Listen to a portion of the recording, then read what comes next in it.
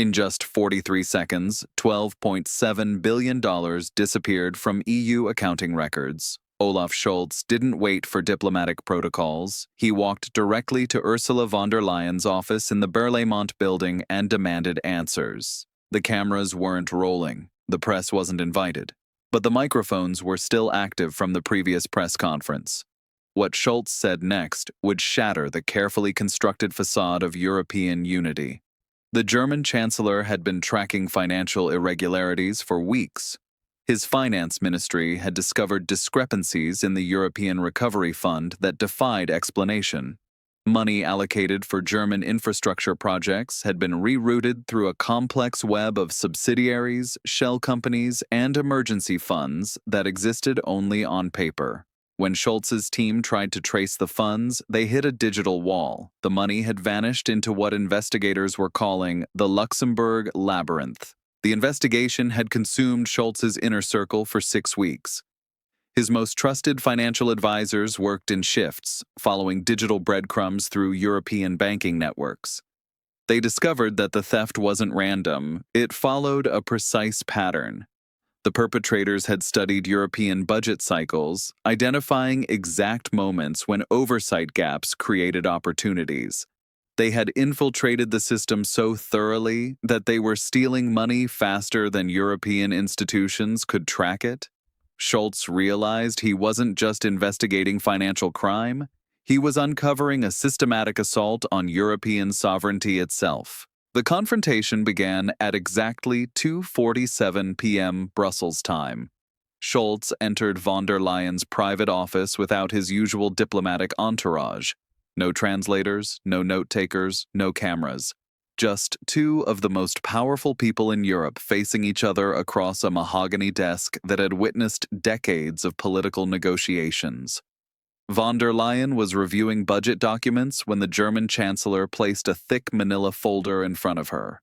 The folder was marked with red tape and carried the classification streng vertraulich, strictly confidential.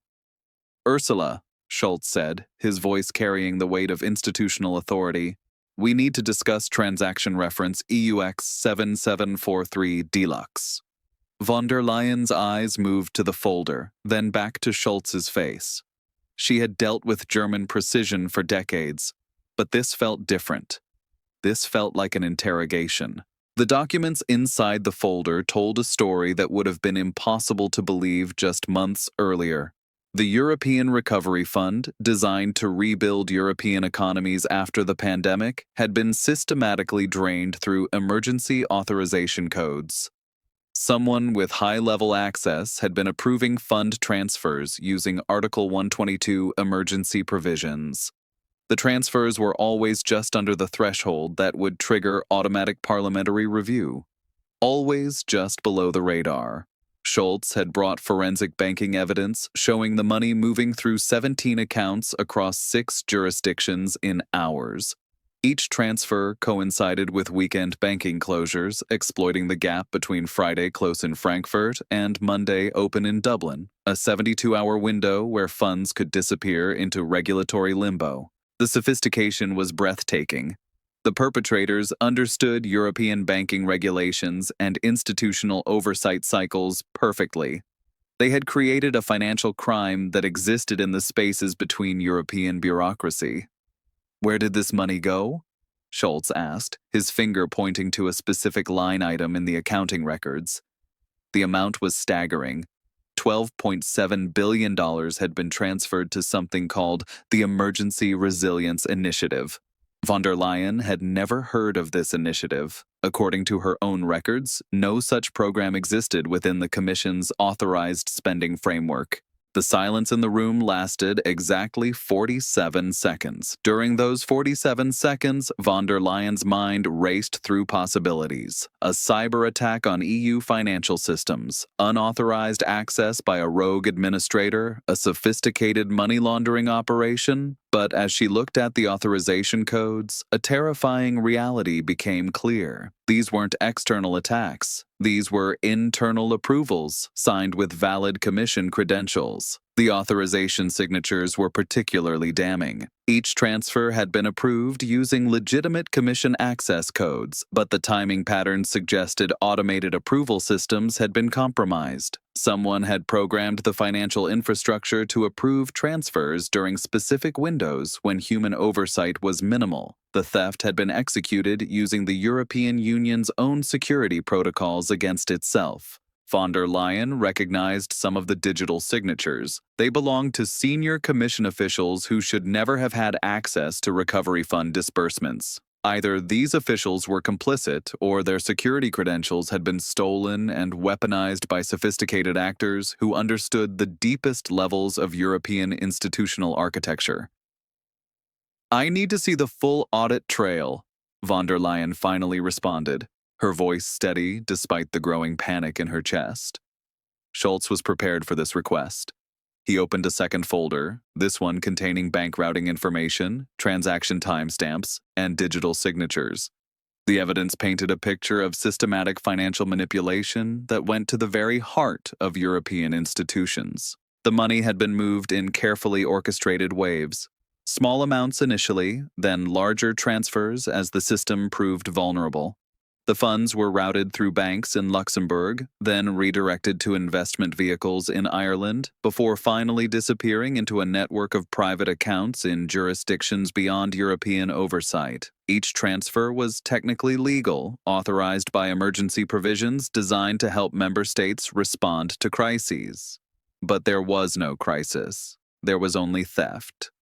Scholz revealed that German intelligence had been monitoring these transactions for 6 weeks.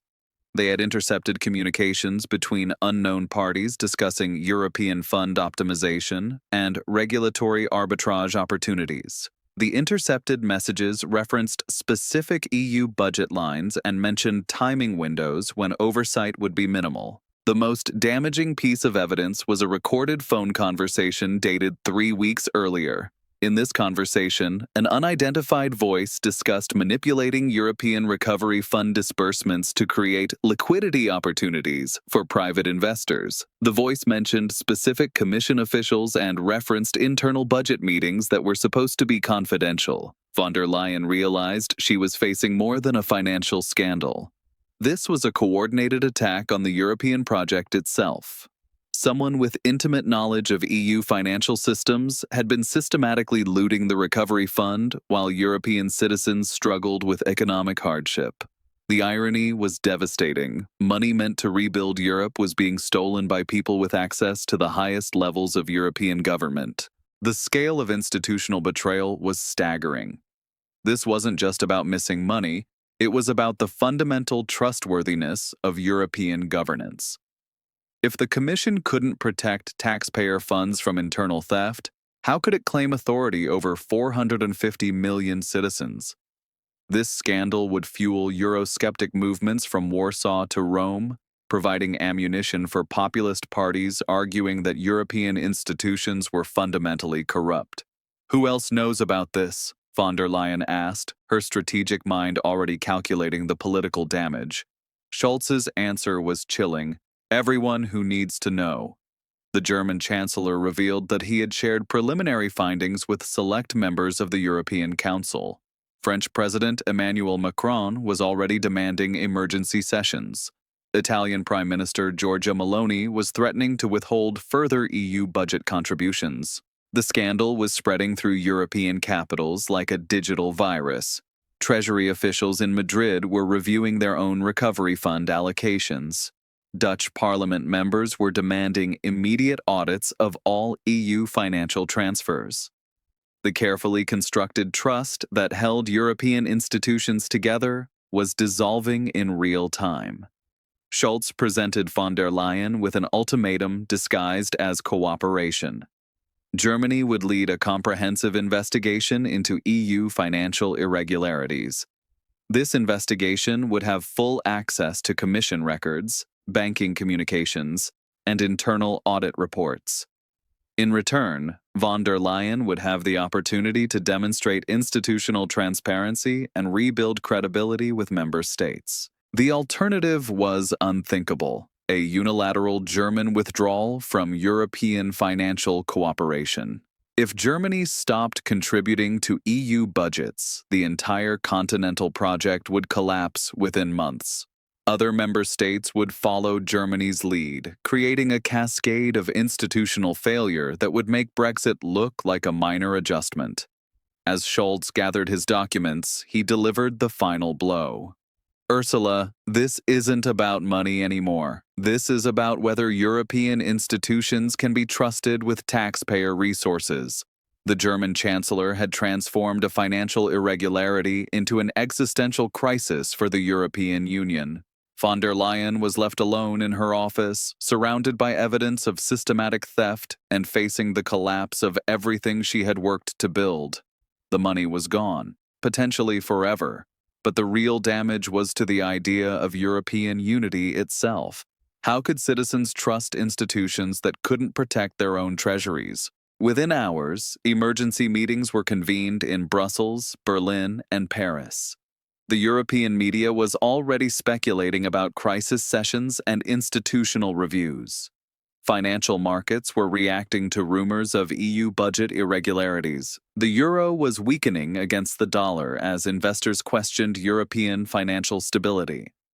The $12.7 billion theft would be investigated, prosecuted, and eventually partially recovered. But the damage to European credibility would last for decades. Scholz had asked a simple question: where did this money go? The answer would reshape the continental balance of power and force Europeans to confront uncomfortable truths about institutional vulnerability in an interconnected world. This narrative is a work of creative fiction created for educational and analytical purposes. Any resemblance to real events or persons is purely coincidental.